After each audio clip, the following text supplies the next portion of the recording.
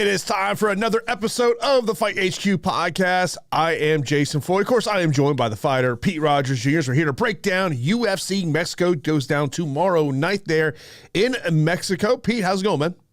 What's going on, Jason? What's up, everybody? Happy to be here in a very stacked MMA-filled weekend. I mean, you got the PFL Bellator card, and then you have the UFC card that obviously we're looking forward to breaking down. Something I will mention here right at the beginning of the show about that PFL and Bellator card is if you're looking to bet that fight card, especially with the champion versus champion fights that are on that card, PFL official did confirm me all those fights are 3-round fights. And the fight card did lose a fight earlier today. Gabriel Braga pulled out of his fight against Patricio Pitbull. Of course, he was initially supposed to take on Aaron Pico. He ended up replacing Pinedo, who pulled out about a week and a half ago. So that fight is off the card. I'll say this, the fight on the PFL Bellator card that intrigues me the most is the Clay Collard AJ McKee fight. Yeah, I like them all. I mean, I think that's an interesting test for AJ McKee. I really do. I feel like people still sleep on Clay Collard. I really feel like he can sprawl and brawl his way to beating a lot of people, but we'll see if AJ McKee has the game plan to beat him. But all in all, I mean, you talk about promotion versus promotion. This is something we've kind of dreamed of for a long time, but it was always Bellator versus the UFC. It's just nice to see a stack card. Like, I mean, look, top to bottom, that card is filled with talent and intriguing matchups that, you know, if they had a DFS card for PFL Bellator, I would be playing that much more than I'd be playing this weekend's card. By the way, don't be that person that lays 5-1 odds on Carissa Shields. Don't do it. Oh, no. No. I mean, look, I think this is a tailor-made matchup for her, but like, just enjoy the fight. Do not bet a 5-1 Carissa Shields. I'm just saying. I really haven't even looked into the PFL Bellator card extensively. Yeah, I mean, she's shown enough red flags for me to not want to get behind her. She's still learning. It takes a very long time to get behind somebody like that. There's not a lot from a betting perspective that I love over there. I think for the most part, I think that the Bellator fighters will win, if not all, majority of these champ versus champ fights. Eblen, the odds have come down a little bit. He's now minus 395. Jason Jackson is a 6.5-1 betting favorite against Ray Cooper. Yeah, I mean, and by the way, that's at a contract weight of 182 pounds because Ray Cooper III has no desire to try to make 170, and he's made that very clear. Yeah. I don't know what Vadim Nemkov's going to look like at heavyweight. I mean, that's what kind of the 4-1 number there kind of scares me a little bit, just because I don't know what he's going to look like. Thiago Santos, Yoel Romero, yeah, that's just coin flip right there for me. But like if you're looking to take an underdog shot, I don't mind the plus 240 on Clay Collard. I don't mind the Clay Collard call. I really don't. And that's something I was kind of just at work the other night, just daydreaming about. I think that there's a world where he gives McKee a lot of problems just because he's a tough vet in all areas. McKee could stop him, sure. And McKee probably should wrestle and wrestle often because if you just stand and trade with Clay Collard, his volume and his body work is just going to kind of pull away from you. There was a time where Ryan Bader was so chinny and he was just getting dropped and knocked out by everybody or hurt. And it seemed like he could wilt under pressure. But Bellator Ryan Bader is completely different. And, if he wrestles against Hendon Ferreira, I think it's going to be a very dominant showing. But if he stays on the outside, Hendon is a massive, massive man who can hit him with a straight right hand down the middle and just completely plant them. So I'm really looking forward to this card, if I'm being honest. And Jason Jackson's a guy, and Johnny Eblen are two fighters that I've been following for a long time. So I can't wait to tune into their fights. If you want to do a team Bellator parlay of these 6 Bellator fighters in the PFL versus Bellator matchups, plus 847. Kind of crazy we get plus 847 on a 6-legger.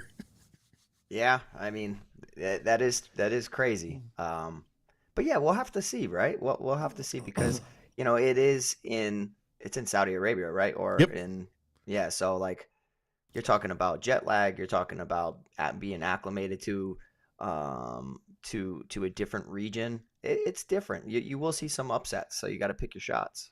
And Johnny Evelyn, when he was on Ariel's show earlier this week, confirmed that it's an outdoor venue as well. He said he says we were looking at the weather, and he goes, by the time I get in there, he goes, it's going to be somewhere in the 50 to 60 degree range, which obviously, at least it's not burning hot, because I remember talking to fighters who, remember when Bellator did that outdoor series at NASCAR events?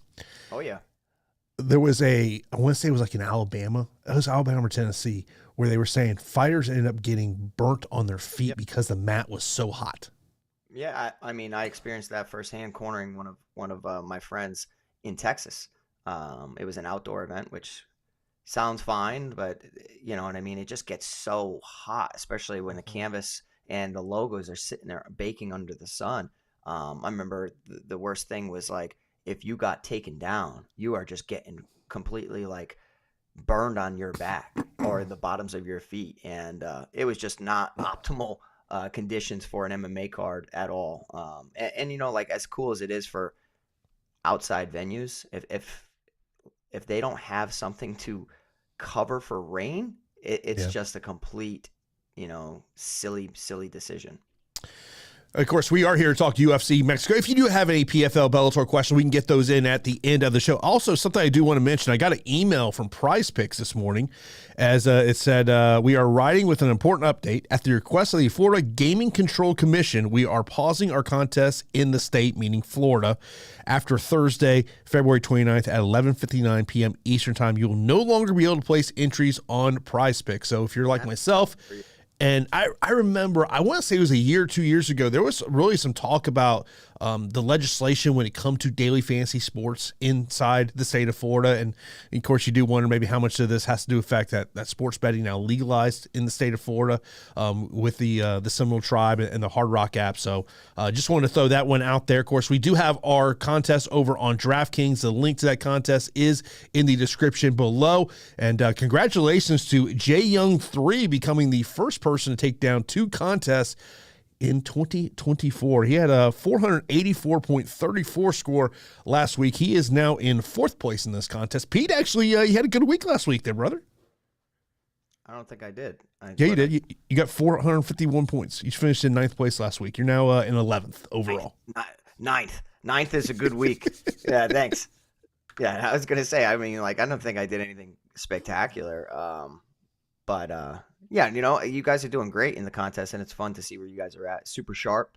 Kind of difficult, too, for a single entry, because I'm trying to balance whether I go cash or GPP, but I kind of had like more of a cash build by stacking the main event, which clearly was not needed. And holy moly, Taporia with that knockout.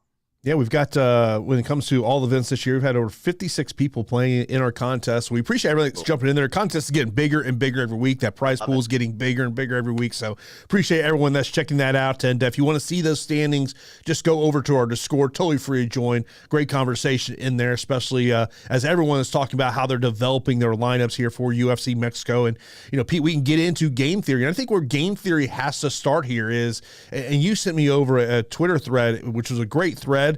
I think I need to do some fact checking on this thread, though, is looking at which fighters went early to Mexico to get ready for the elevation. I was listening to the Anakin Florian podcast driving in here, and they had Francisco Prado's coach on, who runs Karate Combat doing an event in Mexico City tonight. And he mentioned that they went out 3 weeks ahead of time, and he said, I mean, I don't think I've heard a coach be this brutally honest in an interview where he talks about the first day they're there, they had 1 round gas tank, and he was to the point of thinking we might need to pull out of this fight. Ended up going into the mountains at 22,000 feet and said they're feeling pretty good there. So I thought that was an interesting observation, but you know, it is very critical, and you've trained in elevation. It's a different animal. Oh, it's completely a different animal. I mean, I lived in the gym and trained all the time, so I'm always in good shape.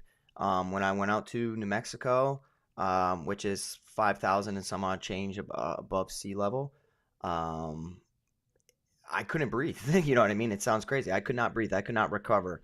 I was like Daniel Lacerda out there with 1 round gas tank. And, you know, it's like, it takes a while to acclimate, and it really does. I didn't end up adjusting until kind of like the 2.5 week mark, you know, and then I was training every day, multiple sessions a day. but it was just like, oh my gosh, when is this going to get better? Is it ever going to get better? And that's why people that train at elevation consistently have an advantage when they go sea level when it comes to pushing a pace and having just an unlimited gas tank.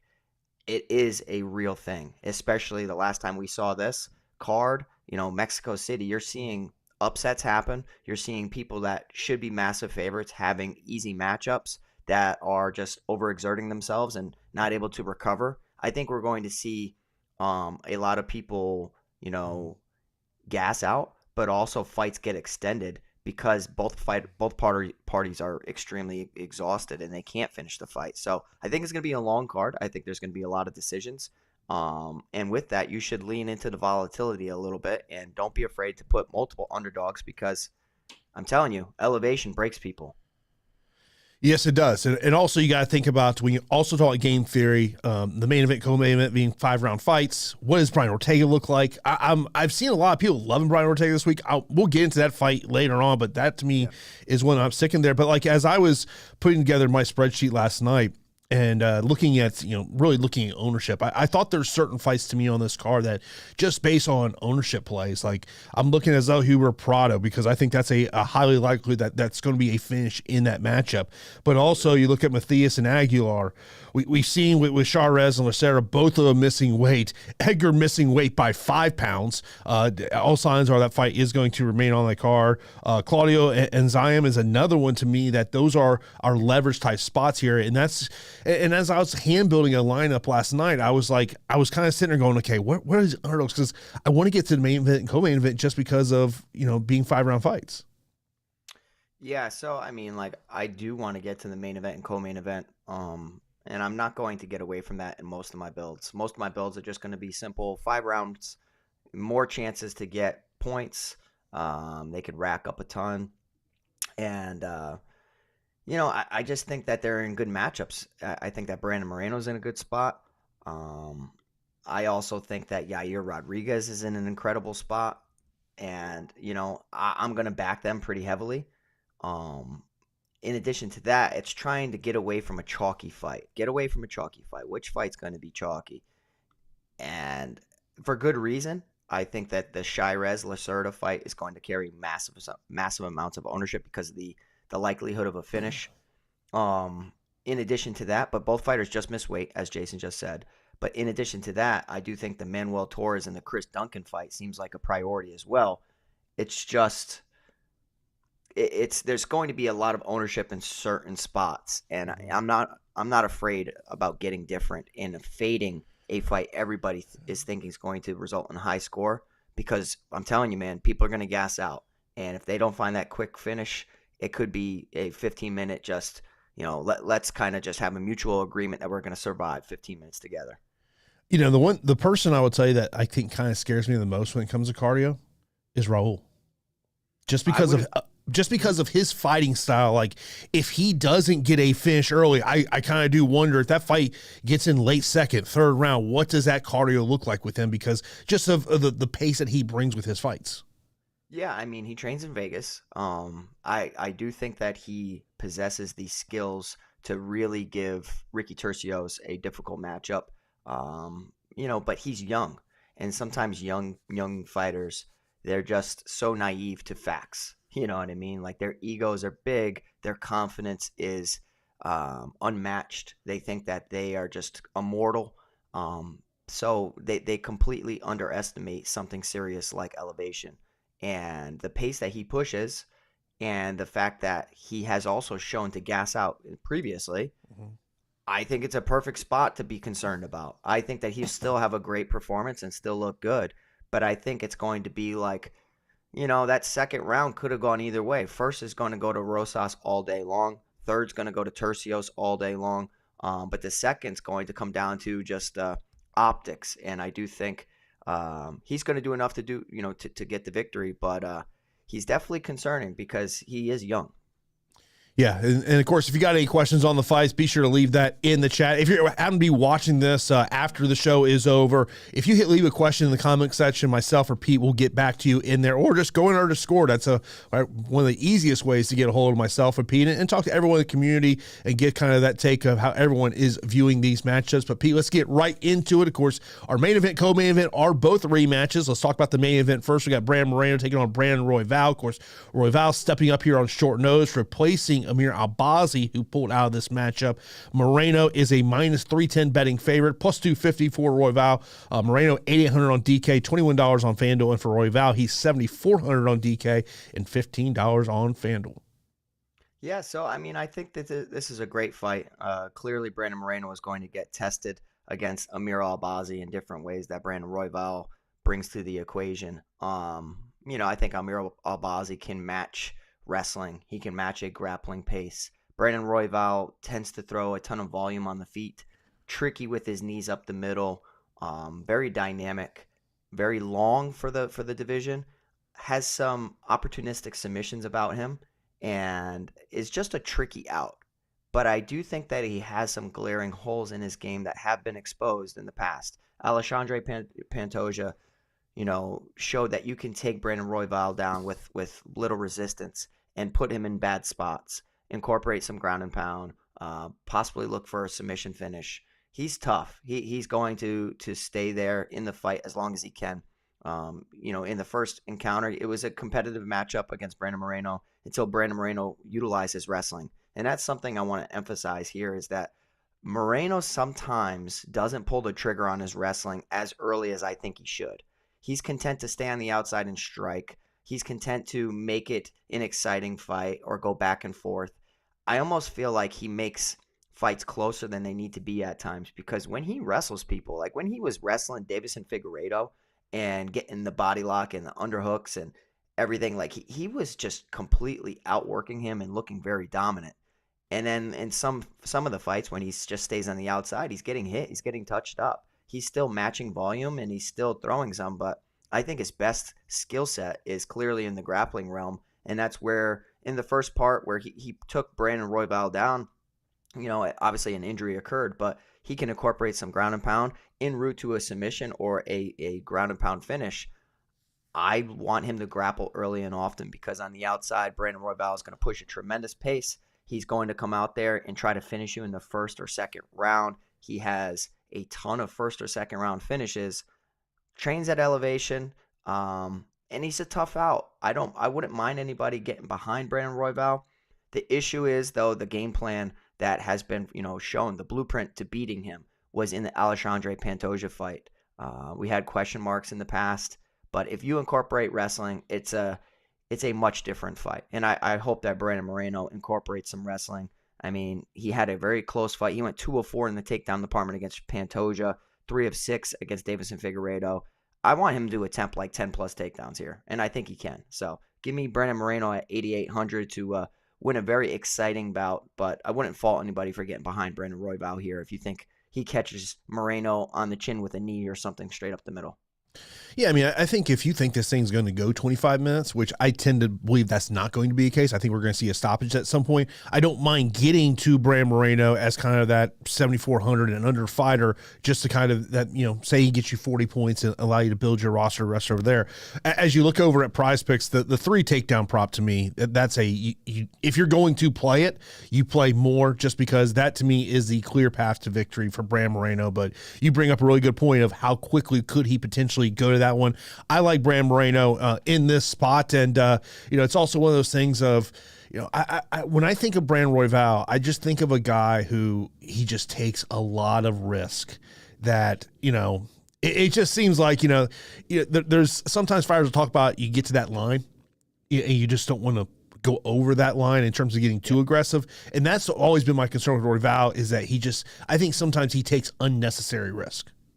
Yeah, he definitely redlines a lot. Like he's constantly pushing the limits, and sometimes that really works out. You got to risk it for the biscuit, and you got to go out there and you got to try to take a chance. I really like and appreciate fighters that give themselves a chance to win, especially if you're down. Like say it's the 3rd round, right, in a 3-round fight, and you're down 2 rounds. try to do something spectacular to win the fight, because if you know it's going to go the distance, you're going to lose anyways. So go out on your shield in a way. But the higher up in the rankings that you get, the more calculated and cerebral your approach needs to become. The issue that I see with Brandon Moreno is like a couple fights ago against Kai Kara France.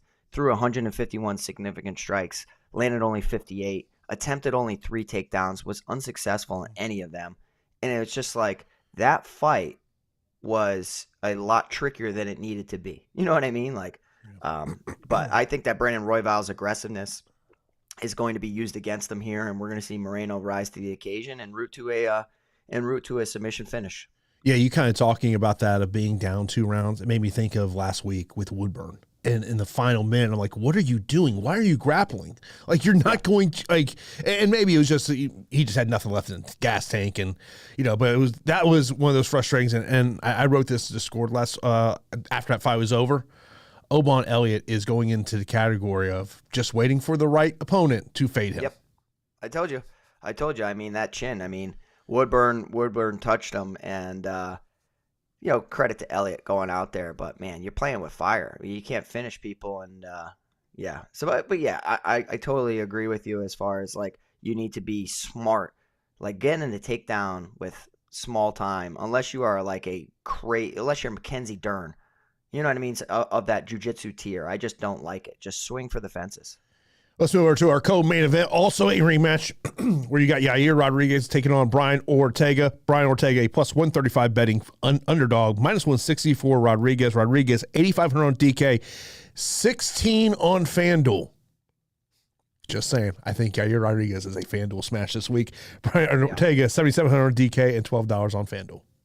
Yeah, I really like Yair Rodriguez here. I think that if anybody has momentum in this matchup, it's him. I mean, you can take some good things away from the Volkanovski performance. I mean, he defended 5 takedowns. Granted, he got exposed and touched up. I mean, he got countered off of a kick. And then the combination of striking and wrestling gave him fits. But it's Alex Volkanovski. I mean, we've seen this guy look really good his past 5 fights. Jeremy Stevens, Holloway, Ortega, Emmett, and Volkanovski. I just don't know if I could say the same thing about Brian Ortega. Granted, it's been since 2022 against Yair since we've last seen him. This is a guy that his best skill set is clearly in his jiu-jitsu, and that's no surprise. His boxing is ever improved. We've seen him pick up some decision wins in the past, looking solid against Chan Sung Jung, putting people in bad spots on the mat, capitalizing and being opportunistic with his submission skills. It's just like, he's not the best wrestler. He went 2 of 11 in the takedown department against Max Holloway, 3 of 10 against Chan Sung Jung, 2 of 5 against Volk, 1 of 5 against Yair Rodriguez.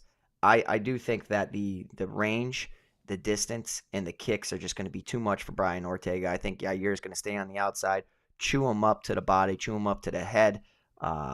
And I think that we're going to see a knockout here, or a TKO for Yair Rodriguez. I think just he's got too much going for him right now, and I truthfully don't have any faith in Brian Ortega at this point. He could go out there and shock me, absolutely, but I think that he's far removed from his peak, and that there's a game plan and blueprint out there of how to beat this guy. If you just put it on him, utilize good footwork, defend some initial takedowns. Clearly do not grapple with him. If you get put in a bad spot, work your way up. Do not retaliate with grappling. I think that you just got to go out there and you gotta hurt this kid. And I think Yair is going to knock out Brian Ortega with a kick, whether it's to the body or to the head. But yeah, I like Yair a lot this week at 8,500. If you are backing Ortega, you are just hoping that he gets back and reclaims his previous form. There's nothing out there that shows me that's going to happen. You know what I mean? He's been inactive since the fight occurred. Yes, he's probably training, but like Yair has had numerous fights since their first encounter, Josh Emmett and Volkanovski. And say what you will, he lost against Volkanovski, but when you're up against one of the best pound for pound fighters in the world, you're going to take something from that, and you're going to level up your game. And I do think that Yair is going to make this look pretty easily. Yeah, I like Yair. I know one of the popular questions we always get here is like a favorite FanDuel MVP, I think it's Yair Rodriguez this week for me. I really love Yair in the spot, not getting a ton of ownership at MVP, obviously getting a ton of ownership at utility, and looking over at Prize Picks, to me, the one that sticks out to me the most is kind of that significant strike prop of 62.5. If this thing gets to the third round, I think he goes more than that. I do have a little bit of concern of whether it can get to round 3 or not, and not knowing really what to expect out of Brian Ortega. And I was mentioning this stat to Pete right before the show. The last time Brian Ortega got a win against a fighter who's currently in the UFC, 2017 against Cub Swanson. Yeah, it's a long time, man. It's a long time. I mean, he could go out. He can snatch up the neck of Yair Rodriguez, who clearly had a massive hole in his jiu-jitsu and probably will always have a weakness in that department. But I just don't think it's going to happen. Yeah, but I will say this. If you're playing over on FanDuel, and I know we got some listeners that still love to play over there, I will tell you, to me, he is a smash play over on FanDuel at $16. I think that's just great bargaining this week. Next up, we got Daniel Zellhuber versus Francisco Prado. Prado plus 225 betting underdog, minus 275 for Zellhuber. Zellhuber is 8,900 on DK, 19 on FanDuel. And for Prado, he's 7,300 on DK and $11 on FanDuel, Pete. Yeah, so I think this is an exciting fight. Me personally, it's not one of my favorite fights to target, and I think it's going to attract some ownership. I think Jason likes to fight a little bit more than I do from a DFS perspective. I think that it's a matchup with some good leverage based on some other matchups that we're looking at. We have a massive fighter in Daniel Zellhuber. The Golden Boy has shown glimpses of his potential. He did not look good in his debut against Trey Ogden, but he rebounded with victories over Lando Venata and Christos Giagos, two veterans in the sport. And then you look at his Dana White's Contender Series fight, and I'll tell you, he does have skills. He gets hit a little too much. I mean, he was getting hit against Lucas Almeida on Dana White's Contender Series with a big right hand, and guess who has a big right hand and a nice left hook? It's Francisco Prado. So I wouldn't fault anybody for thinking that he's going to, get hit, dropped, or possibly knocked out against Francisco Prado. But Daniel Zellhuber has looked a lot better since coming into the UFC, since the Dana White Contender Series performance. He has utilized his range a little bit better, higher volume. I do think that he can be the matador, while Francisco Prado is going to be the bull. Zellhuber should stick and move all night and not be there. Utilize solid footwork. While Prado's looking to close the gap, throws dynamic combinations, very explosive, very, very powerful. But I do think that if you get Prado outside of round 1, he's a little bit more human and less like Mike Tyson. Early round 1, man, he does look awesome. But I do think that there's a game plan out there, and working with Coach Nixick, Zellhuber should be able to stick and move.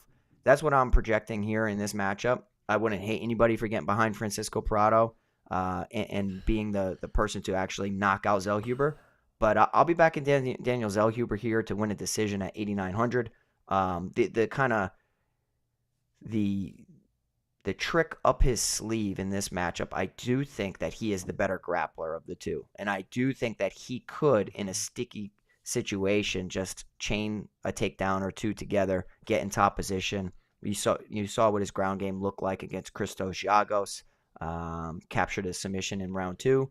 So I just think that he's the more well-rounded mixed martial artist, whereas Francisco Prado is clearly the more explosive and dangerous of the two. And one thing I have not mentioned about this card that I feel like I should mention, this is a lightweight matchup. We have no fights above 155 pounds on this card. I noticed that yesterday when I was looking, because I'm always trying to target certain divisions, right? Like heavyweights, and then avoid certain divisions because of the decision likelihood. And I'm like, wow, this is a very lightweight and undercard for the most part. Something that you did not mention I want to throw out there about this matchup, Zellhuber with a 8-inch reach advantage in this one. So that's always one of those stats I like to look at. But to me, this is a fight that I want to attack in big GPPs because of what I'm seeing with ownership. And Prado, when we're talking about, taking some dart throws at some fighters who are in this price range, and that's 7,400 and below, I don't mind getting to him in this one. To me, it's more a ownership play than anything else. I think if Prado's going to win, I think think it likely comes early, not late. So we'll see how this one goes down there. And that's why looking over Prize Picks, the one that I'm kind of, might sprinkle in some things is that fight time on Zellhuber, maybe trying to go under 11 minutes. So we'll see how that one plays out for me there. Next up, we got Raul Rojas Jr. taking on Ricky Turcios. Turcios, a plus 190 betting underdog. Minus 235 for Rosas Jr. He's 9,000 on DK, $18 on FanDuel. And for Turcios, he's 7,200 on DK and $13 on FanDuel, Pete. Yeah, I mean, if you look, like Ricky Turcios should be the vet lesson for this kid and should go out there and possibly expose Raul Rosas in similar fashion to what Cristian Rodriguez did. But, I mean, Ricky Turcios kind of lost all my confidence in that Amin Zahabi fight. Like, what the hell was that? This is a guy who was in wars on The Ultimate Fighter, and then, like you look at the Brady Heistand performance, threw 171 significant strikes, landed 100 of them, got 2 takedowns of his own, defended 5 takedowns, but was taken down numerous times. He picked up a knockdown, some reversals, so like it was an exciting bout. Scored 119. So I was like, all right, man, this guy's got crazy volume. Amin Zahabi, a guy that I wasn't really high on. Then he goes out there, and Turcios throws 235 significant strikes, Jason, lands 27. Ow. 20? I don't understand. I mean, is he fighting ghosts out there? I really don't understand. And that's kind of like the worst striking performance I've ever seen. And I remember, touting him in that matchup, and I'm like, I look like an idiot. This guy throws high volume, but he didn't land anything. He's over here shadowboxing. And then he rebounds with a split decision over Kevin Natividad. Now, the 2 victories in the UFC are both split decisions. And the issue is that he has poor takedown defense. So he's going to get taken down by Raul Rosas Jr. here. He is a Brazilian Jiu-Jitsu black belt, but he gets put in bad spots frequently. He's got like no wrestling. And then when you have volume striking but with horrible accuracy, it's hard for me to get behind you. If you're backing Ricky Turcios, you're just backing the fact that you think Raul Rosas Jr. is going to fatigue, and that he's possibly going to, Turcios is going to come on late and pick up a decision because he's done it in the past. Split decision. Natividad and Heistand are 2 good wrestlers. But the issue here is that Raul Rosas Jr. has better jiu-jitsu than those 2. So, yeah, he's an excellent wrestler, but he also has better jiu-jitsu. I think Rosas is going to roll here. I actually think that he's going to get some takedowns and get many of them early. And then what's going to happen is he's going to exhaust himself, but he's still going to maintain in top position. So we could see a solid score, but maybe not a ceiling score out of Raul Rosas Jr. because of the cardio concerns at such high elevation. I can't get behind Ricky Turcios anymore, Jason. That 235 with 27 landed is just something I will never get over. For big-time GPPs, 150 maxes, sure, get behind a guy that's almost minimum price that can win a decision against an unproven Raul Rosas, whereas Turcios has been battle-tested, but I've lost complete faith in Turcios. I think Raul Rosas wins a decision here, looks dominant early, gasses out as the fight goes on. Turcios just doesn't do enough in the optics en route to a Rosas decision win. Sometimes there's these crazy stats in mixed martial arts, kind of like Donald Cerrone admitting that he only got paid $200,000 for his fight against Conor McGregor that sold 1.3 million buys. Well, did he say that? Yeah, he said it on a podcast, yeah. Yeah, well, you need to negotiate better than that. That's crazy. Yes. But then you look at the other crazy stat related to Ricky Turcios. His 2 wins in the UFC, like you mentioned, split decision wins. Brady Heistand, 6 for 11 in takedown attempts. Kevin Natividad, 7 of 13. So we know what Raul's game is. But the one thing that is always kind of, when you look at Raul, I mean, he's 19 years old now, 18 or 19, whatever he is now, is how much he is growing as a fighter. But I do wonder, because of the way he fights, what would that cardio potentially look like if Ricky is able to stretch this fight out into the second, into the third round? What will it be? But, I think Raul Rosas Jr. is clearly the pick in this matchup. So I look there. I mean, if you look over on Prize Picks, significant strikes, 30.5, fight time, 12.5, a fantasy score of 90.5. if I was going to attack any of those, I think I'd probably more attack the fantasy score at 90.5 and going more than, look, he could really rack up a ton of points when it comes to grappling. To me, Raul Rosas Jr. is the right way to go here. But, when I look at what we're seeing ownership-wise on Ricky Turcios, I think I'd rather go to someone like a Francisco Prado or even a Brand Royval who are getting less ownership. Yeah, fair points. I think what can happen here, because Raul Rosas Jr. is a better jiu-jitsu practitioner than Brady Heistan and Kevin Natividad, is a takedown into taking the back and then containing Turcios there in a body triangle for long duration, which is good control time, may cap the upside a little bit from a takedown, let him up type of fight that Turcios is usually accustomed to. But I think that Raul Rosas is a clearly a good spot and clearly a good spend up. It's just there's some other good spots that can get 100+ points, and I think that Turcios is going to do enough to be alive, but Raul is probably going to get 90+. Appreciate everyone tuning in to this episode of Fight HQ. Of course, a great way to show your support for the channel is to subscribe to the channel if you're not subscribed. Also, be sure to hit that thumbs up. That really does help us out a ton. Of course, if you want to leave a comment, that helps out the old algorithm as well. So we really do appreciate that. And of course, if you check the show notes, you can see some other things that are how you can support the show. And of course, if you do have you want to send us a super chat, we do appreciate those as well. Let's move over to our next matchup, as we got a female matchup here. Pete, Yazmin taking on Hughes. Yazmin, a 6-1 betting favorite here. Hughes plus 425. Sam Hughes, by the way, has been an underdog in every single one of her UFC fights. She's 6,700 on DK, $8 on FanDuel, and for Yazmin, she's 9,500 on DK and $23 on FanDuel.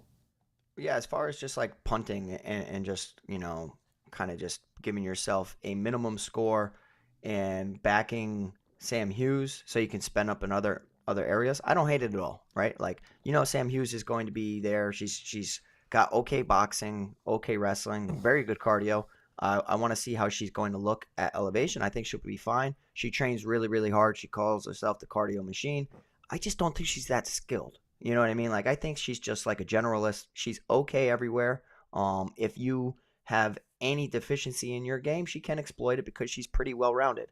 And she does push a good pace. I just think, like, she's not special anywhere. And I do think that Yazmin Jauregui is a little special on the feet. Like, she throws really good combinations. She hurts people. She can mix in some takedowns, but it's not her strongest skill set. I think she's the better fighter here. I think she's going to have the higher volume. She's going to have to sprawl and brawl her way to a victory. But the Yazmin Lucindo debut was a good one. She threw 218 significant strikes, landed 86. This is a fighter that I do think is pretty good. Massive price tag associated with it. Crazy line associated with this fight. Would I ever put this, a part of a parlay? No. I mean, it's women's MMA, very volatile. 6-1 favorite. It's just too much, too rich for my blood. 9,500. She could be in a territory where not many people want to spend up, and she could get a quick win over there over Sam Hughes. She did score 129 against Estela Nunes. But yeah, that's because of the 2 knockdowns, 2.5 minutes of control time, pretty high volume. Sam Hughes could get knocked down constantly, but she's going to keep coming forward. It reminds me of like, she was like Vanessa Demopoulos in a way, where like her striking isn't anything special. She does walk people down, but she's kind of a punching bag at times. I'm going to be picking Yazmin Jauregui here, 9,500. Contrarian spend up. I'm not going to be in love with it. I like a lot of other fighters better than that, but she should win the fight. Sam Hughes is a fine, complete dart throw, but I'm not going to be getting behind it. Yeah, I'm with you in terms of if you're looking for a punt option of going to Sam Hughes, but overall, like, do I want to get to a 9,500 Yazmin? I really don't. Like, it's a price tag thing for me. I just don't want to get there. Over on Prize Picks or significant strikes 75.5, fantasy score 87.5. Don't, if you were going to attack it, I think you. Fair though.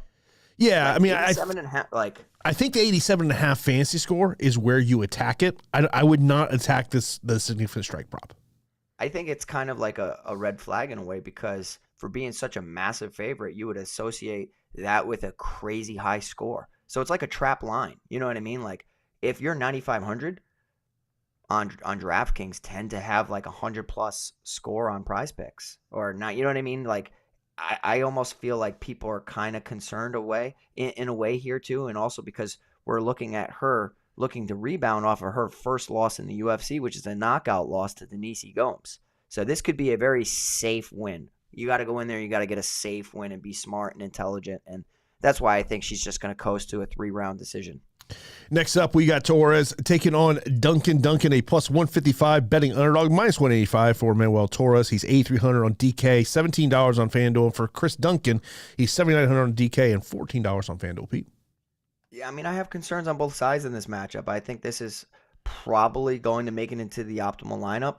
There's going to be a portion of my lineups that I actually avoid the fight because I can see how it's going to get completely steamed and everybody's going to want to have this bout. And it's because of Manuel Torres. Manuel Torres has unbelievable finishing skills. I mean, he's looked crazy, crazy dangerous in the UFC, knocking out Frank Camacho in the first round, knocking out Nicholas Mota with one of the most beautiful elbows you'll ever see. When Frank Camacho was making him defend takedowns, you did see it tax the gas tank of Manuel Torres. And this is a guy that I think is completely unproven and untested outside of round one. And that's where a veteran in Chris Duncan can actually take you to deep water and see if he can drown you or not. Chris Duncan coming from an unbelievable camp, an American Top Team, which is going to make me back a lot of underdogs all the time. But Chris Duncan comes in with some red flags as well. Like Chris Duncan on Dana White's Contender Series was getting dropped and hurt numerous times. I mean, like Slava Claus dropped him with a counter left hook and finished him. Charlie Campbell hit him with a gorgeous uppercut, dropped him, was almost on his way to finishing him. And Charlie Campbell hits hard, but I do think that a guy in Manuel Torres hits even harder. The issue here comes down to what happens if Torres doesn't get the finish in round one. And Chris Duncan was kind of, putting some tweets out there, getting a little pissed off at some people calling his chin a red flag and his striking defense a red flag. But I think it's fair for people to poke holes in that, just like it's fair to poke holes that Manuel Torres looks taxed and tired when he was defending takedowns in round one, a guy that hasn't been to second or third round all that often. I think what could happen here with Chris Duncan saying, don't blink, and he keeps saying all this, he's a very cerebral guy. I almost feel like he's just going to try to put Manuel Torres against the cage, make him carry his weight, try to zap the energy out. I do think the better moments are going to reside with Manuel Torres because of the damage factors in the judging criteria. And I do think Manuel will win round one. And then round two is going to kind of come down to, if it makes it that long, Manuel's going to be landing some good shots, but you're going to start seeing Chris Duncan kind of come alive a little bit, attempting takedowns. And like the issue is I don't believe in Chris Duncan's wrestling all that much. 5 of 14 in the wrestling department against Omar Morales seems really good. Yanal Ashmo's with one hand or one arm that was completely compromised in their bout and no recognition of the injury. 2 of 4 in the takedown department en route to a 15-minute decision. So, like, that's kind of what's making me scratch my head a little bit because I expected much more off of the 5 of 14 against Omar Morales, especially when you're seeing that Yanal Ashmouz is hurting in there. So, if Duncan survives round one, he could be live to pull off the upset en route to a late stoppage or a decision victory. I think what's going to happen is Manuel Torres is going to knock him out or hurt him in numerous occasions. But as a contrarian pick, I will be avoiding this massively owned fight in just hopes that it does get stretched out with Manuel Torres possibly getting a later finish than normal or a decision win just because he's going to be gassed. So the pick is Manuel Torres despite everything, and he comes in with some crazy ownership, which is why I'm okay with getting away from it in some of my lineups. But that is the side that I will be picking as well. Yeah, that's why I was looking at the ownership and just going, man, that is some crazy That's a lot. ownership of Manuel Torres. And, Sam in the chat said we need both sides of this fight. And, I think for me, depending on the type of contest you're playing in, if you're playing in a 150 max and looking at what the ownership is right now on Manuel Torres, I'm sitting there going, I understand why he's getting that amount of ownership because of a likely path to victory for him here and the price tag of 8,300 on DK. I mean, I completely understand that there. By the way, the Prize Picks prop on fight time is 5 minutes.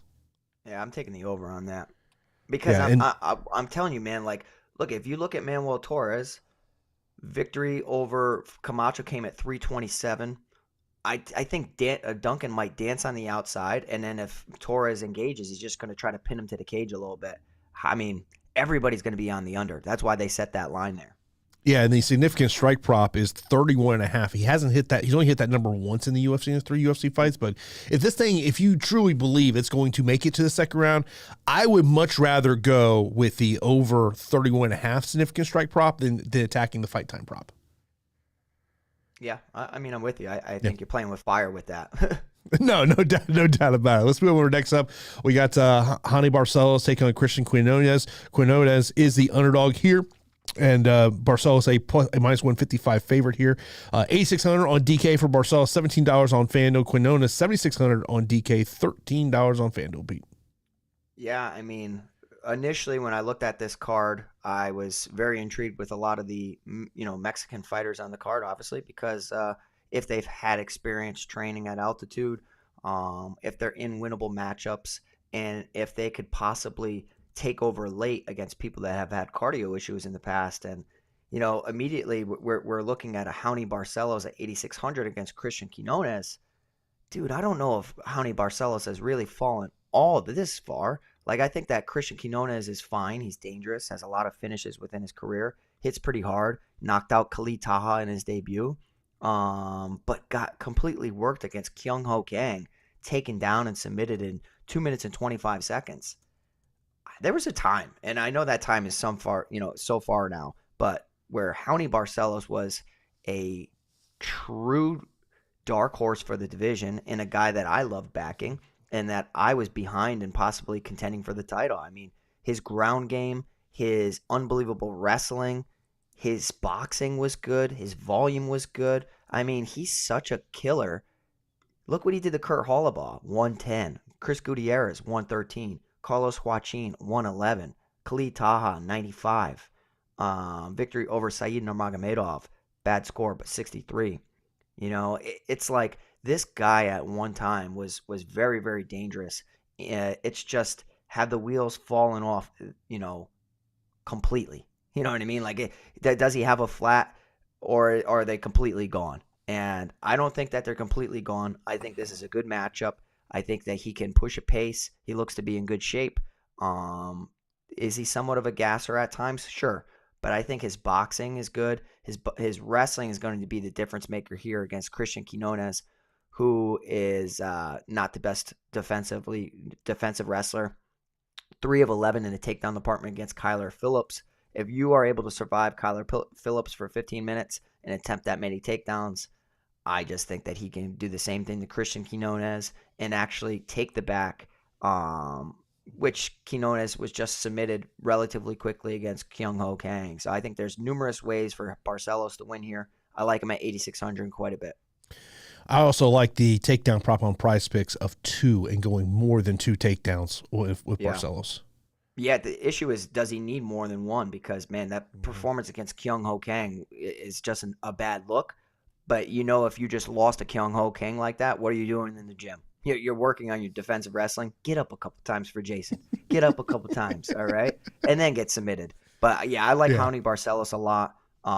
Could Quinonez chin him? Absolutely. But, I love finding these fighters that in that mid 8K range that I can kind of plant a flag on. And even if Barcelos is older, I'm going to be planting that flag on Barcelos this week. Yeah, I like Barcelos here, and I kind of think if you're looking at getting some of these 7,500 below fires, I think it gets really easy to get to Barcelos over there, and I don't mind him over at $17 on FanDuel as well. So that's a fight I'll stick there. Next up, we got Mateus taking on Aguilar. Mateus is a minus 125 betting favorite, plus 105 for Aguilar. Aguilar 7,800 on DK, $15 on FanDuel. For Mateus, he's 8,400 DK and $16 on FanDuel. Pete. I think a lot of people are going to get behind Jesus Aguilar just because he's pretty dangerous everywhere, right? Like you saw against Shannon Ross, threw a beautiful lined up overhand on the regional scene. He does have some good submission skills about him as well. He's active. He has good cardio. Mateus Mendonca looked like a fool against Nate Menes. You guys know how I feel about Nate Menes. But in his debut, a weight class higher against Javid Basharat, like he pushed a good pace. Did he get outskilled? Yeah, he did. But he attempted 11 takedowns, landed 2 of them, and made a fight of it. Scored 33 in a loss. I actually think that he's going to be the stronger fighter here. He looks to be in incredible shape. I hope that he had a good weight cut. I think Jesus Aguilar can get taken down and controlled, and you just have to be wise to avoiding some of the submission attempts, avoiding some of the I can't even say power because that was the only KO victory he has in his career. So unless Mateus Mendonca completely gasses out, I think that Mendonca is the play. I like his jiu-jitsu skills. Do I think Jesus Aguilar is going to have moments? Yes. And I also think that Jesus Aguilar is going to reverse and make Mendonca work. But we're going to see Mendonca win a decision here, in my opinion. And I think that he's just going to be a little too much for Jesus Aguilar. But if you want to get behind the underdog, by all means you can. But I'm a big fan of Diego Lima shoot the box team. I really am. And I might make a Diego Lima shoot the box parlay with a risky leg attached to it. But yeah, I'll be picking Mendonca here at 8,400. And the fight time prop for him is 10.5 over on Price Pick. So if you like what Pete has to say there, you're definitely going more than 10.5 over there. Significant strikes 32.5 and fancy score of 70.5. And this is, as I look at my spreadsheet in the DK ownership tab, that I color code with things. My green this week is leverage spots. And to me, this is one of those fights just because it's just not getting it's not getting big ownership. And so that's why when you're going into these bigger contests, that's where I'm looking at these type of fights and saying, okay, if one of these guys you believe can be optimal at their ownership right now, I love it. Price tag, you love it there, so we'll see you there. Next up, we got a matchup where we have 2 fighters who both missed weight today. I got to check and make sure it has not been canceled. And this is a matchup, a rematch that I have no idea why we're doing this. I don't know why Daniel Lacerda is still in the UFC, but he is still here. Edgar Chavez missed weight by 5 pounds this morning, weighing in at 131. Lacerda weighed at 127. Lacerda a plus 350 betting underdog minus 475 for Chairez. Chairez 9,300 DK, $21 on FanDuel, and for Lacerda 6,900 on DK and $10 on FanDuel. Pete. Yeah, I mean this is a very volatile matchup. Like completely volatile matchup, and one where we know what we're getting into. The little X factor in this one is that Edgar Chairez now has missed weight, and he's missed weight by a large margin. So what went wrong? I mean, it almost 131. You said. I mean, that's a pretty big miss. So like, I don't like that, and I don't like the fact that Daniel Lacerda missed weight either. But if Chairez is not 100%, or Chairez had a brutal weight cut, or he has an injury, obviously the elevation screws up a lot of these matchups, and it's tough to tell who's going to have the better cardio. But I could tell you what, Daniel Lacerda does not have good cardio. But a guy that is having a bad or rough weight cut or missing weight might not have optimal cardio either. The issue is that Daniel Lacerda, time and time again, looks really good in round 1. Looks really good. He's great at being the hammer. The second he becomes the nail, he breaks and crumbles under pressure. We have seen him. He honestly should have had a victory over CJ Vergara. I mean, he knocked him down numerous times. Vergara was turning his back and running away. I mean, that's very, very bad body language for any official looking and watching the fight. So there's moments where Lacerda looks dangerous, and he has a ton of round one finishes. When you go back and you watch this first encounter with Edgar Chairez, he got a takedown with relative ease and was out of danger for a little bit. Then Chairez worked his way up, and then Lacerda kept his neck out there. And even though his arm went limp, he wasn't out. It was weird body language. So again, we're here in this situation, and everybody's going to be attracted to Edgar Chairez. In that first bout, though, I really didn't think that he looked all that good. I really didn't think he looked all that good. He threw 20 significant strikes, landed 12. I've seen numerous fights of Chairez where he gets put on his back and controlled. I mean, Tatsuro Taira obviously is a prodigy, but like he didn't even attempt to get up. He didn't utilize an underhook. He didn't utilize a lot of technical things that you should be doing, especially on a fundamental standpoint. So like everybody's going to be going to Chairez, and he's going to have a ton of ownership. I might lean a little bit more towards the underdog just because I think it could be a weird fight. It could either be Chairez wins as he should, but just doesn't score the best, or Lacerda, being a part of Diego Lima Shoot the Box with some excellent jiu-jitsu, is able to stay out of harm's way this fight, utilize his kicks. Maybe he knocks out Chairez. Maybe he kicks him to the body, kicks him to the head, because his kicks are so different. I can't fault anybody, and I can't recommend you guys put money on Daniel Lacerda, but I'm going to just take some chances, and I'm going to be a little bit more brave than some people, and I'll be putting Lacerda in a lot more lineups than other people. So, give me a crazy fight. The pick will be Chairez, but I'm going to be getting to a ton of Lacerda. Chairez missing weight by 5 pounds is a little bit of a concern for me, especially when we talk about the cardio aspect. But like you talked about, if you want to do a little sprinkle, Daniel Lacerda wins by TKO 7-1. Yeah, you know what? I'm not doing this safe stuff. It's a red flag. I'm going to trust it. I'm going to go Lacerda. I'm picking Lacerda. I'm changing my pick, and I could be completely wrong. Listen to the smart. If you want to be safe, don't even include this fight. But I'm picking Lacerda. I mean, look, you talk about if Lacerda goes out there and say knocks him out in the first round. Mm-hmm. I mean, if you have him in your lineup, because he's getting essentially no ownership at this point, which is very understandable because of what we've seen in the UFC and the fact of if this goes to, the start of the second round, what's he going to look like? I know. And I do think that there is some, I don't think he should be a flyweight. I think that he should how many times is this fight going to get canceled or how many times is he going to miss weight? I mean, it's so volatile.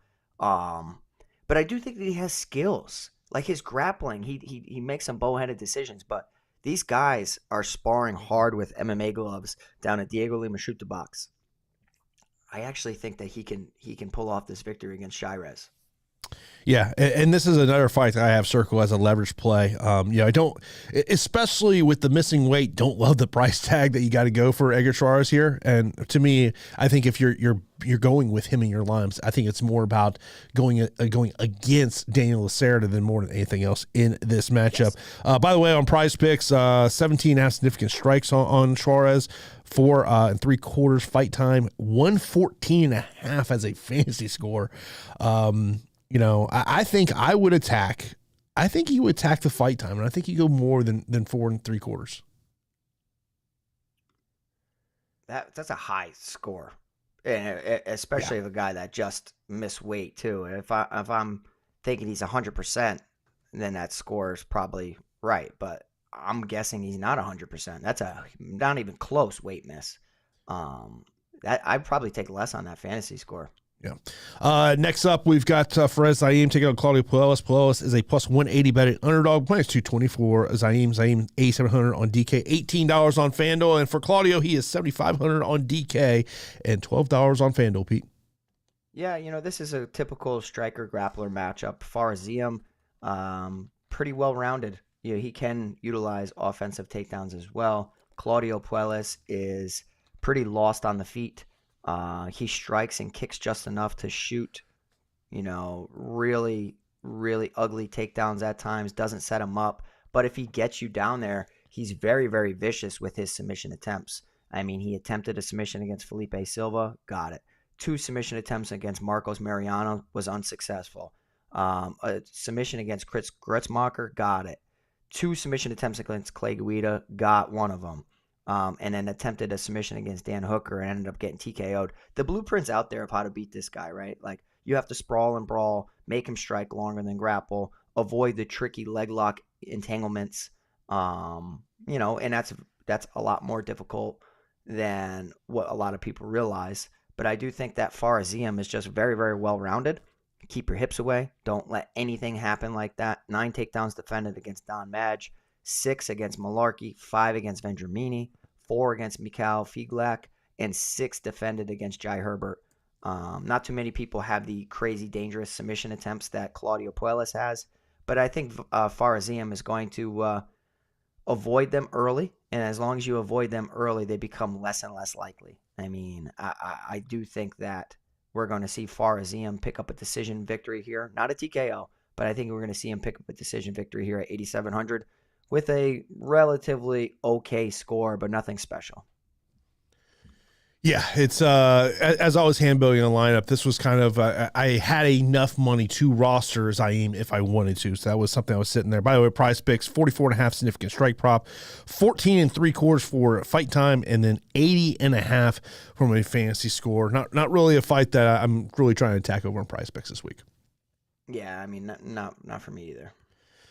Next up, let's go over to, we got Rodriguez and Bondar. This will be the Pete fight of the night, as this is your 8,200, 8,000 matchup, where Bondar is the 8,200 fighter, Rodriguez at 8,000. Bondar a plus 100 betting underdog, minus 124. Rodriguez is $15 on FanDuel, and for Bondar, he's $16 on FanDuel. I don't know what to make of Dennis Bondar, to be honest. I mean, this is a guy who had a great record coming into the UFC. You look at his strength of schedule, and you could poke holes because it's just such a low level opposition throughout it. I mean, it really is. Tons of submission finishes. And then I'm like looking at him in the UFC, and it's just like, it's been an odd career. I mean, getting a takedown against Malcolm Gordon, getting reversed, and then having that unfortunate injury resulted in his debut defeat. And then he goes up against Carlos Hernandez and throws 170 significant strikes, lands 76, went 2 of 5 in the takedown department, kind of back and forth affair.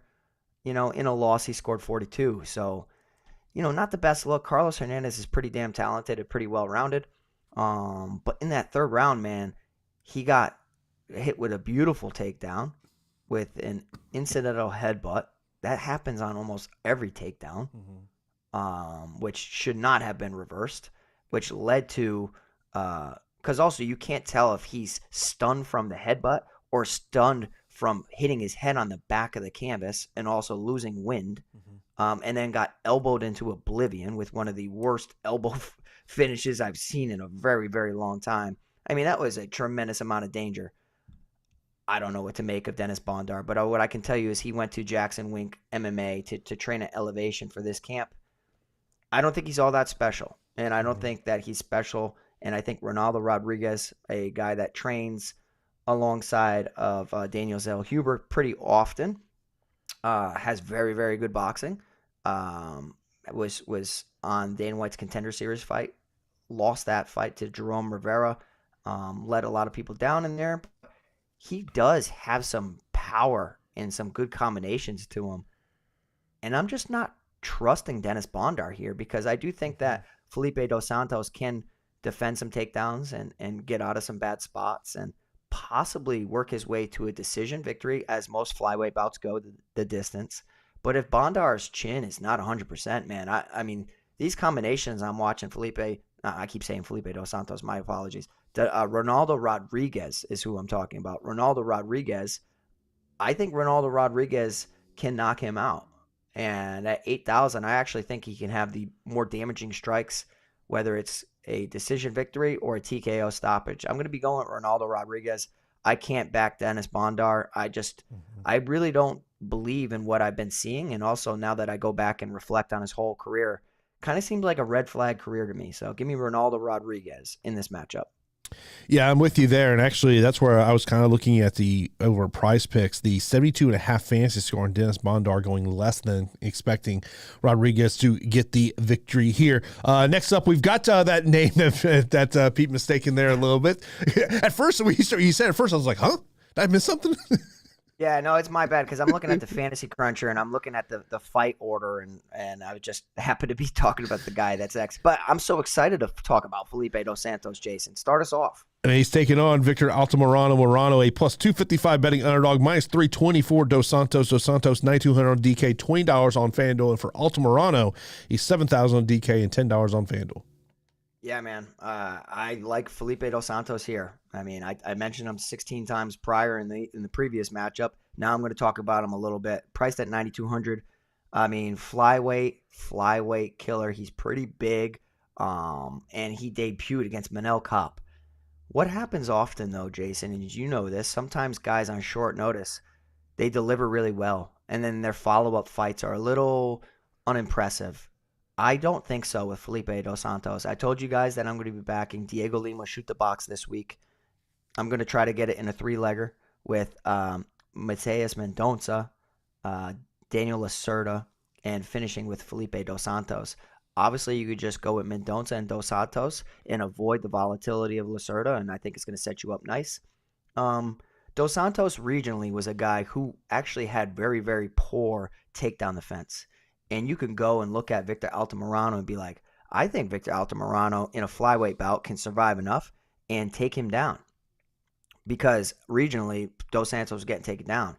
Altamirano did attempt 22 takedowns, which is ridiculous, against Vinicius Salvador. Only landed 3 of them. And I do think that Felipe Dos Santos has really, really, really improved over the course of these past couple years. He can actually put Altamirano down, and we've seen when Altamirano's on his back, he's not the same guy. Felipe Dos Santos' boxing is going to be cleaner and more powerful than Victor Altamirano, who gets away with a lot. His chin's up in the air, will match volume, but I think he's a guy that's due to get knocked out. And I think that Felipe Dos Santos can actually look spectacular here at 9,200. So give me Felipe Dos Santos to kind of go out there and impress everybody and be like, wow, this kid looks like he could be really, really good. It kind of reminds me of like when Arman Sarukian debuted against Islam Makhachev, and we were like, wow, this guy's giving Makhachev like the business and like giving him a really tough fight. For Felipe Dos Santos to do that to Manel Cop and rock him and hurt him and make it a dogfight on short notice, I think that the sky's the limit for this kid. So Felipe Dos Santos, 9,200 is going to be the play. I just looked at the parlay odds for that parlay you mentioned. If you include the Lacerda, you're getting 9-1 odds there. Yeah, I mean it's not bad. It's not bad for a 3-legger, and like you know what you're getting yourself into if you're betting on Daniel Lacerda. Let's be real. So you got to be willing to risk it sometimes.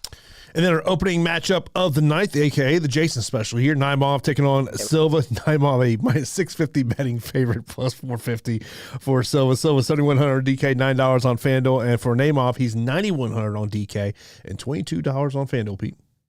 So this is a situation where on paper it looks like a mismatch, where Muhammad Naimov has victories over Jamie Mullarkey and Nathaniel Wood, 2 fighters that I didn't think he was going to beat. I'm pretty sure I picked Mullarkey, and I'm pretty sure I beat Nathaniel Wood. On his regional tape, like he can get takedowns himself. He can do enough to close the space. I just didn't think he was anything spectacular. So like for him to pick up those victories, he's doing something right, and he must do something right in the cage because Nathaniel Wood's really good. He was able to take him down numerous times. He was able to catch Jamie Mullarkey on the chin and knock him out, which we know that can happen. Everybody can do that. So this is a situation where everybody's expecting him to just steamroll Eric Silva, and he's attracting a massive amount of ownership, more ownership than my boy Felipe Dos Santos. I mean, we're talking like 40% of the field is going to be on Muhammad Naimov because they're viewing it as a complete mismatch. I think Eric Silva might rise to the occasion and make this a dogfight. Do I think Naimov wins? I do. I think Naimov picks up a decision victory. But Eric Silva's a big guy for the division. He can get takedowns himself. We've seen Naimov when he gets put on his back. He is not the same type of guy. And I do think that like Eric Silva is ever improving, really good with striking, has some tricky takedowns, and he's been working with Diego Lopez, which is one of my favorite fighters in the UFC for this camp. The issue though is like at times if he gets reversed, he plays guard a little too much, a little too content to be off of his back. So whereas everybody's expecting absolute dominance with Muhammad Naimov, I'm expecting a back and forth type of match where they both have moments. Naimov clearly wins, but it's like, wow, that did not produce the best fantasy score out there. And maybe I'm off on this. I think Muhammad Naimov picks up a victory, but I hope he doesn't give up his back in the process because Eric Silva does have a ton of rear naked chokes, but also some very, very dangerous striking. And working with Diego Lopez will definitely work on your jiu-jitsu and really just polish up what you need. So the pick is Muhammad Naimov, 9,100. I'll let everybody chase this fight in hopes that he scores massively, and I think it's just going to be an okay score. Yeah, I mean, if you want to get away from Manuel Torres and Muhammad Naimov, I think you're going to put yourself in a really good position in large field GPPs. On Prize Picks, I do like the more than 10 fight time minutes on Naimov in this matchup. So, in terms of Prize Picks, I think where I really wanted to attack this card is the more than 3 takedowns on Brandon Moreno, the more than... I've been leaning to more than 62.5 significant strikes. I just think that if this thing gets to the late second, third round, I think he should be able to hit that number on Yair Rodriguez. And then like the under 11 fight time minutes on Daniel Zellhuber. But Pete, let's get right into our straight up fight picks. These are not DFS related, just our straight up fight picks in the main event. And by the way, I mean, the dogs have not been barking in the UFC over the past couple weeks. I feel like at some point we're going to get a card where like 5 or 6 dogs come in. I don't think this is that card, but the dogs are going to come barking at some point. Just something I wanted to throw out there. What was it last week? We only had one underdog win. What was I say? Yeah, it's Topuria. Yeah. I had Topuria by knockout. So I was liking that one. I did too. I did that at the end because I lost everything else. So I was just like, all right. What's the only thing that can get me out of this hole? And I bet Topuria KO. And I was like, oh, okay, cool. So we were back in business. Exactly. Give me Brandon Moreno in the main event. Yeah, Moreno. Yair Rodriguez. Yair. I will go Zellhuber. Rosas. Yazmin.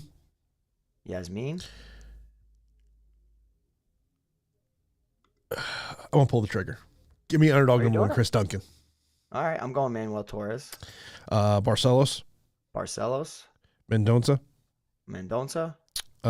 Suarez, but don't feel great about it. Give me Lacerda. All right. Give me Ziam. Yeah, Ziam. I'll go Rodriguez. Dos Santos. I'll go Naimov. I'll go Naimov as well. I don't think Silva's a bad underdog, though. I have to be honest. Yeah. Let's get some questions. We'll start over here in Discord first. We got best leverage play. Eric Silva. Francisco Prado.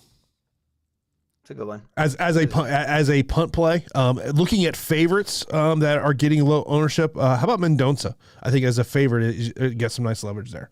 That's a good point. Like leverage can work both ways, right? It can be the underdog going up against a massively owned favorite, or it could be a lost in the shuffle spend up, whereas everybody else is going someplace else, and like a Mendonca or like a let's say Yazmin Jauregui is like nobody's going to that price tag. That could be a leverage play just because of the ownership. Best takedown upside. Brandon Moreno really does stick out to me just because of the takedown liabilities in Brandon Royval's game. Yeah, it's Rosas for me. Rank the 9K options. So our 9K options this week: Yazmin, Raul, Edgar, Dos Santos, and Naimov. All right. Well, I'm gonna go Dos Santos 1 for me. I'm a believer. Jauregui 2. Rosas 3. Chairez 4. Chairez could be 3, but Chairez 4, Naimov 5. I would flip-flop your 2 and 3. I'd put Yazmin 3, and I'd put Raul 2. I actually agree with you. Yep, I'm doing that. Just because of the fantasy score upside of Raul with those takedowns, the control, because he's going to want to get in the back, be searching for that rear naked choke. Let's see here. Value plays under 8K on DK. Core 3 plays on DK.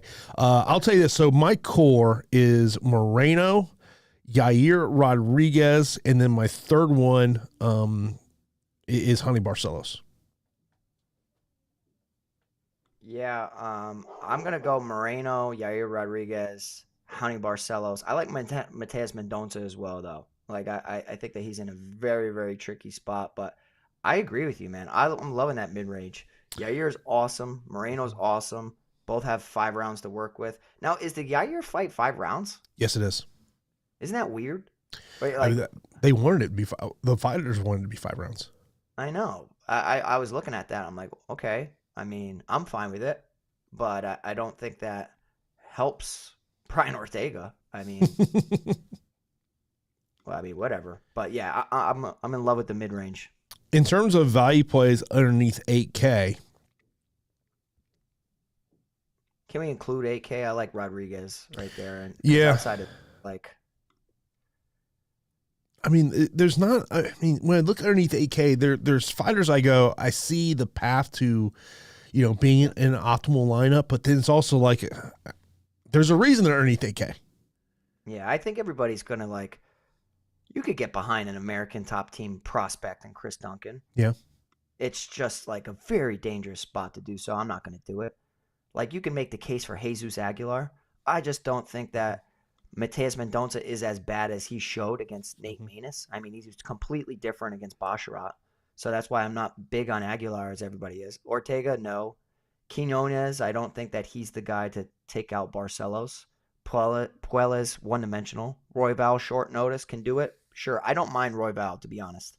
It comes down to Royval, Prado, Lacerda, and Silver for me if I had to go deep diving. Favorite core plays, I just kind of mentioned that. Moreno, Rodriguez, and Barcelos would be for me. Yes, agreed. Favorite inside the distance fights.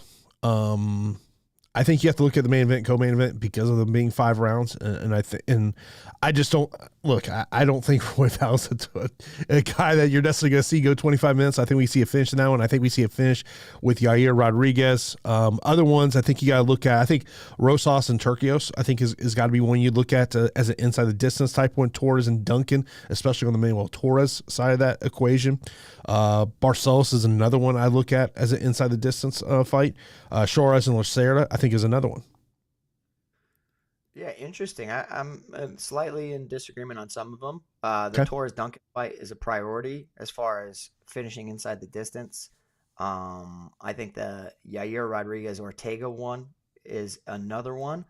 And then after that, it comes down to like the Lacerda Chairez. Like those are the 3 that I would really point out. Favorite live dogs. So live dogs to me, I look at Francisco Prado.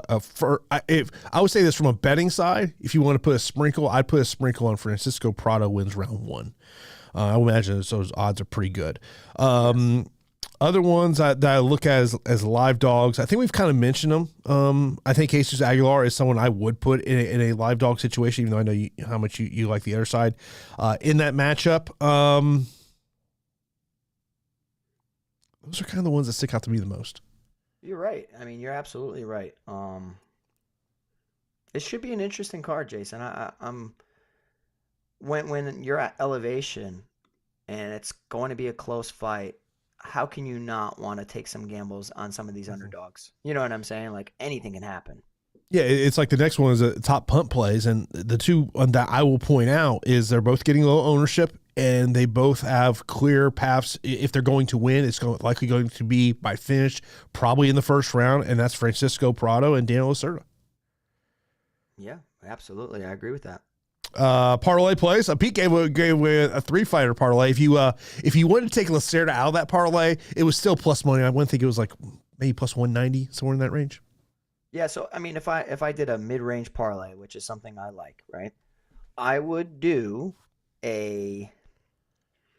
I like three-leggers. I think anything more than Mhm. three, you're starting to get a little tricky because just the way the bounces are in MMA. But I like Mendonca. I like Raoni Barcelos, and I like Felipe dos Santos. So like that's a Yeah. parlay that I actually feel pretty good about. And I wouldn't fault anybody for getting behind it. If I did that right now and I got rid of Daniel Lacerda, which is a complete wild card, that's still plus 271. But parlays sometimes are good for safe money. Plus 271 ain't bad. The road to the mansion over under 8.5. We've got 13 fights. Less. Everybody's going to be gassed. Yeah. Which could result in finishes, but I think it could result in hugging. Yeah, no, I'm with you in terms of that one. I would say if it was 7.5, I might go over. Have the over-under numbers been hitting for Sam? Because I haven't really been keeping track of that. We should probably keep track of that. Sam, let us know. Did it hit last week or not? I don't remember. Because I'm pretty sure I said the past couple weeks you put numbers out there. Yeah, I don't remember there. Ryan says, how about Puelles as a GPP play on DraftKings? Yeah. Open for a leg lock. This is his only path to victory. Yeah. So that was last week. Nakamura. I'm like, why are you going into the Lion's Den? Why are you just engaging with a guy whose only chance to win the fight is a leg lock? That's how I lost all my money. You want to know that? That's how I lost all my money. And it's because of Nakamura. I had him inside the distance. Dude. It was just like, oh my God, come on, dude. I watched all the prelims at home. I'm yelling at the TV going, what are you doing? I know. Like, I felt like Jason watching me. I was like, stand up, back up and let him up. You know what I mean? But I was sitting there. I'm just like that was his only path to win the fight was leg locking you. And you kept going into the Lion's Den. Like, oh man. I was listening to some other, obviously I like to listen to a lot of different shows as well, but I was listening to the MMA Guru, which I do find hilarious at times. And he was saying that he wishes, when you're looking at the tail of the tape and you're looking at like all the metrics, that they had an IQ test for each fighter, because I actually agree with that, because I wish we could measure how intelligent some of these fighters are with making decisions, because a lot of them are making boneheaded decisions. Like, you're playing with fire. What are you doing? And if it was a close fight and it came down to who has the higher IQ, I'm picking the smarter guy. I just am. Well, you remember last week, Julian Williams would not even go into the cage after the fight was over because he was so pissed at Woodburn. Yeah. That's wrong, though. That's so wrong. I didn't like that. Look, you just sat there, and you like, no, go be with him. I don't want to deal with him. I don't like that. As Anik was talking about his reaction in the third round, I was like, come on, UFC production, put a camera on the coach. I want to see what's going on. It reminds me of like when Anthony Johnson, one time, his coaches, like, sprawl and brawl, like, you can't wrestle, you can't attempt to take down, keep it on the feet at all costs. And I remember there was a performance where he did something, whether he engaged or he didn't break away fast enough, and the coaches, as the fight ended, they went back to the locker room. And then he was like, where are my coaches? Where are my coaches? And I find that so sad, especially now because of the passing of Anthony Johnson. But it was just like, dude, when you don't follow a game plan, it means a lot to the camp, but also that they're trying to help you. And so that's like, I really wish we could measure the IQ of some of these fighters, because I think it's a really valid point. Yeah, I was listening to Anik and Florian driving in, and they were having this question about who is the greatest UFC fighter to never become a undisputed champion. Rumble Johnson actually was one of the names that got mentioned. Dustin Poirier, Justin Gaethje, Gegard Mousasi. It was kind of interesting because I was like sitting there as I was just driving. I was like kind of thinking names. I'm like, and right with Dustin. Yeah, Dustin's got to be man, because he was interim with the Max Holloway fight. Correct. I put Gegard up there. I think Gegard doesn't get the respect he should get. I think Gegard's awesome, and he was amazing. Getting spinning back kicked in the face by Uriah Hall really just kind of halted that in the UFC. Hey, I'm just saying this. How Robert Whittaker survived that spinning head kick last week, that probably drops majority of fighters. Also, how I was kind of onto something with Paulo Costa. I knew it was a tough matchup. He was practicing his kicks. It just didn't work out. Yeah. But, of course, we appreciate everyone tuning in for this episode of the Fight HQ podcast. Of course, we're here every week of a UFC event. Of course, we got UFC events for the next 2 months, so we'll be here typically it's going to be on Friday. Sometimes there might be a Thursday based on myself or Pete's schedule. So we do appreciate everyone tuning in. Of course, be sure to join our Discord channel. Totally free to join. Great conversation we've got going on in there. Also, if you want to show your support for the channel, there's links in the description about how you can support us. So we do appreciate all that. Pete, anything you want to leave the listeners with before we get out of here? No, I just want to say thank you guys so much for the support. If you can hit that like button, get us over 100 likes. Recommend the channel to somebody you know. Share our videos if you could. Let us know in the comments if you guys want to see some more content. I know Jason's incredibly busy. I'm incredibly busy as well. I do think that we could grow the channel to whatever we want to eventually and put out more content for you guys. It's just schedule depending. We'd have to do it like a lot earlier on in the week. But if there's something you guys would like to see added to the channel, and if it's high demand, we will try our best to do so and keep growing this. It helps you guys. It helps us. And, let's take down a tournament this weekend. Let's win some money. Damn right about that. Let's take down a tournament. The bank account could use it. Let's just say that. The bank account could definitely use it. I think everyone could use that money in their bank account. Bro. Yeah, me too. Of course, as Pete said, we really do appreciate all the support that we get here on Fight HQ. Of course, if you want to check us out on the podcasting platforms, we're on Apple Podcasts and Spotify, so be sure to check out that. So that's going to do it for this episode of the Fight HQ podcast. We will talk to you next week as we'll get you ready as we go back to the Apex for just some fights. Fantastic. Exactly. See y'all next week.